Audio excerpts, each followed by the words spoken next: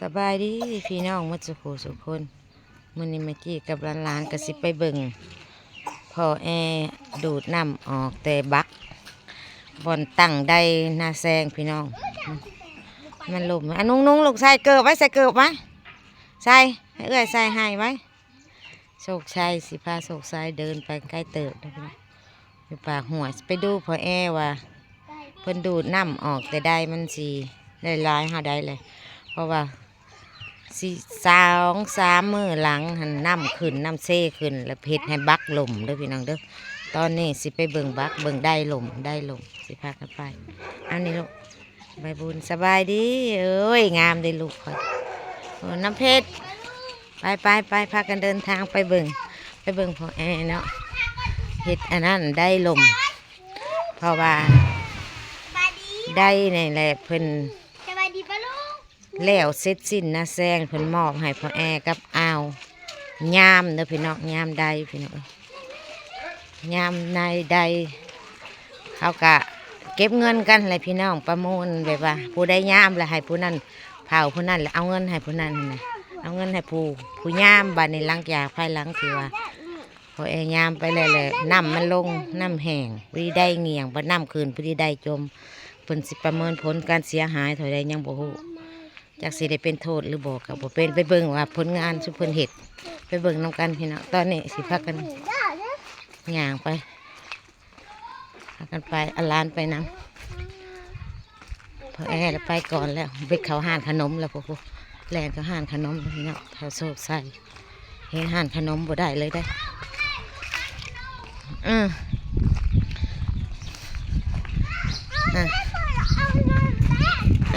ขนม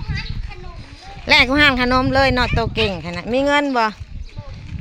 จากแลนเขาห้านขนมอ่ะขนมพี่น้องโซกแลนเขามาไปเบิ่งน้องกันตอนนี้เขาก็สิย่างย่างไปอยากกินเอื้อยก็จะกินขนมพี่น้องแลนเขาห้านขนมอีกแล้วเอาขนมย่างไว้เอาฮอนดอกไปพูละอันไปลูกไว้ไปเอาพูละอันไปเอาดอกพูละอันไว้เอาต้นมันแตกๆไว้ไม้ทุเดนเท่าไม้4,000 3 4 12 พี่น้องเงิน12,000 3 ไม้คนละไม้นั่นน่ะมาขายผักมีผักยังขายเนาะพี่เขาไม่ค้ามาหลอกขายผักเด้อพี่น้องซื้อเลือดซื้อผักยังมีผักยังเนี่ยมีตลาดกับหอมบัวบนอามาบนเนาะค่ะฮะบ่มีตลาดบ่มีบ่มีแต่ผักสลัดนั่นแหละไม่ได้เอาพักมาพักเพลงโลซาวพักอะไรกระดูกกระดูกข้างดีกระดูกข้างต้มผือเวทมาอื่นจังมาเก็บเอากระได้บ่ได้เลยค่ะมาเล่นมาคนอ่อนกับเจ้าดังนั้นเงินขึ้นเลยเดี๋ยวนี้ฮะปฏิจะไปถามเขาคำว่ายังไม่ได้เงินเดือนค่ะก็เลยบ่มีเงินเขายังไม่ได้โอนเงินมาให้ข่อยก็มันแรงเขาโอนให้อันนั้นแหละข่อยสิเอาแล้วมืออื่นจะมาขายแล้วจะก็เก็บเอาเงินมาเลยบ่ได้เลยค่ะบ่มีเงินขึ้นมืออื่นทำไปแต่เช้าอยากได้นั่นอยู่มียุ่งเงินมันบ่พอเดียวนี่เงินบ่พอพี่น้องมึงมีเงินบ่พอซื้อก็เลยบ่ได้ซื้อกระดูกเอาไปมาไปหาพ่อเฒ่าไปเบิ่งพ่อเฒ่าไปลูกไป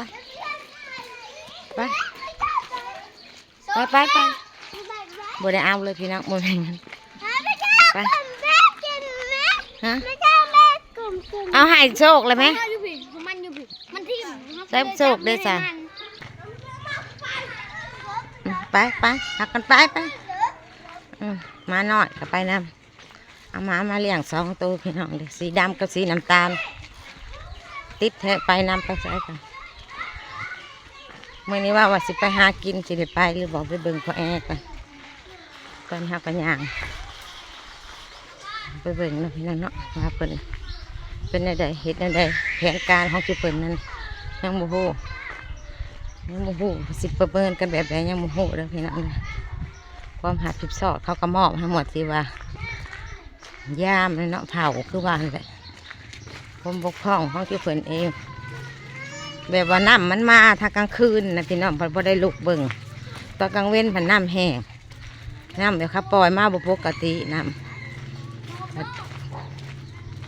มันแล้วผัดปล่อยมากลางคืนมันก็เอาน้ำบ่ทันนะไปแล่นลงเลยมาเบิ่งพี่น้องได้ดูดน้ำเพื่อนแก่ขึ้นมาเทิงหน่อยเนื้อขึ้นมาเนื้อเลยเดี๋ยวพี่น้องเด้อมันก็เงี่ยงวันนี้น้ำแห้งมันตอนน้ำขึ้นในท่วมเลยเด้ท่วมหมดได้หน่วย2 หน่วยที่3ท่วมบดแม่งบ่ท่านท่วมเพิ่นก็เลยแก่ขึ้นอย่าลงได้ลูกเราลงได้ตกเซ่ได้ไปเบิ่งใกล้ๆเบิ่งน้องได้ลูกเบิ่งน้องได้เพชรมันลงเซ่ได้เด็กพี่น้องเงี่ยงไปซี่แล้วนี่ไม่ได้โดย1กระแสน้ำอยู่ตัวนั้นกระแสน้ำตัวนี้เราบ่ได้แส่ตัวนี้เพิ่นเอาแก่ขึ้นเมียนทันพี่น้องน้ำลงอยู่เลยเดี๋ยวนี้สุเพิ่นสิได้ดูดน้ำออกแต่ทางสี่เหลี่ยมนั่นนะอันเงื่งๆนั่นแหละออกแล้วกันจังสีพากันดึงขึ้นจังสีได้ผลแบบใดและการประเมินใดนั่นเสียหายเพิ่นว่าถ้าไปแปลงนะไปซ่อมนะไปเคียนใหม่ไม่ยังใหม่สิประเมินเป็นเงินเท่าใดสิเสียหายเท่าใดยังบ่ฮู้พี่น้องน้ำลงแล้วตะกี้มันท่วมหมดเลยท่วมลิดเลยใดตัวนี้น้ำลงเลยลงเป็นเมตร2 เมตรเลยพี่น้องน้ำในบุดขึ้นบุดลงบุดแห้งบุดปล่อยน้ำมาปล่อยมากก็ขึ้นพี่น้องเพราะว่าน้ำเซนมันเพิ่นได้ใส่น้ำเทิน2ปล่อยลงมาเด้พี่น้องเวลาเพิ่นปล่อยน้ำมาน้ำมันก็สีเยิงขึ้นเวลาเพิ่นปิดมันก็สีลงประมาณนี้ลงอีกพี่น้องพอเพื่อนสิมาซ้อมได้เนี่ยจักไปสายบ่เห็นแล้วถามเขาว่าไปขึ้นบ้านใหม่นะคะเจ้าวันนี้ได้โอ้โหประมาณนี้เด้อพี่น้องเด้ออันนี้คือผลเสียหายของการกระสบน้ำมันค่าทรายนี่ค่าดินทรายนี่กระสีเห็ดน้ำได้เนี่ยเพิ่นว่าเพิ่นเสียว่าสิมาแปลงได้ดิเพิ่นเอากระสอบมาถาหายทรายเมียนเป็นจุกเนี่ยแล้วแต่คนเนี่ยยังบ่เห็นไปลูกไปมึงอ่ะไปหาพ่อเฒ่าแล้วไปทางเดินนี่บ่เห็นพ่อเฒ่าแล้วนี่ว่ามันแปลงได้ยังบ่เห็นนี่ยังบ่พร้อมคนยังบ่พร้อมกันเพราะว่าในบ้านมีอันข้าเจ้าอันปลูกบ้านใหม่แหละผู้ที่ขึ้นบ้านใหม่ก็เลยพากันไปขึ้นบ้านใหม่เสียก่อนวันใดเนาะพี่น้องเฮาก็บ่ฮู้เมื่อกี้ก็สิมาเบิ่งประเมินผลอยู่น้ำผลว่าบ่เห็นเด็กๆ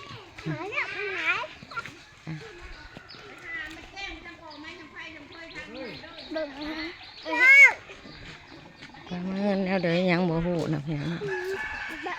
ไปเมื่อพากันสะก่อนท้าว่าเพิ่นมาเฮ็ดเวียกจังสิมาอัปเดตให้พี่ให้น้องเบิ่งอีกเทื่อที่2เด้อพี่น้องเด้อตอนนี้เฮาสิพากันเมื่อมันหนาวเด้อพี่น้องพิงพายพากันพิงพายดังพายพิงเพื่อเห็นตะเวนนั่นนี่มันระดับ10 โมงเพื่อวิทย์ปลายไม้นี่ฮะเย็นแห้ง11 โมงวันนี้เวียกรวมเฮาเฮ็ดอันทางล่ะก็หยุดอีกเลยเนาะบ่ได้เฮ็ดอีกเนาะบ่มีแห้เดี๋ยวนี้แหละแห่มันผลิตบ่ทันเดี๋ยวนี้เขาถมน้ำพองไปเบิ่งได้เดี๋ยวนี้รถเล่นออกเขาถมน้ำพองเขาเฮ็ดกันเจือนเขาจุ่มแล้ว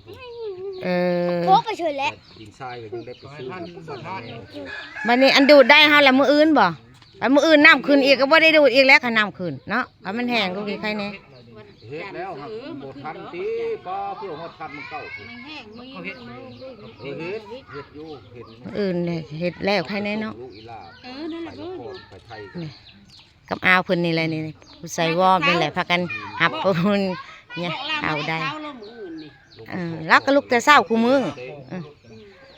ลาไปกับพี่น้องสิมื้อละบัดไปนำหาพ่อแอก็เดี๋ยวนี้ไทยมันเฮ็ดกันเจือนแล้วมันมาใกล้น้อยไปพากันเมื่อลูกเมื่อไปนี่เมื่ออะไรเนี่ยพากันเมื่อกับพี่น้องน้ำหาพ่อแอสงสัยเพิ่นไปขึ้นบ้านใหม่เนาะข้าเจ้าเขามาหามาให้ไปขึ้นบ้านใหม่วันได้บ่เห็นมาถามแล้วถามอ้าวคนแล้วประมาณมื้ออื่นว่าสิได้ดูดน้ำออกแต่ใดตอนนี้ซื้อบ่ได้ดูดผู้แจ้งเลยไป เป็นมื้ออื่น เป็นพรุ่งนี้เด้อจ้าพรุ่งนี้ก็เป็นวันอาทิตย์ตอนนี้มื้อนี้วันเสาร์สิพากันกลับแล้วคลิปนี้ลาไปก่อนพี่น้องค่ะติดตามคลิปหน้าเด้อสบายดีค่ะ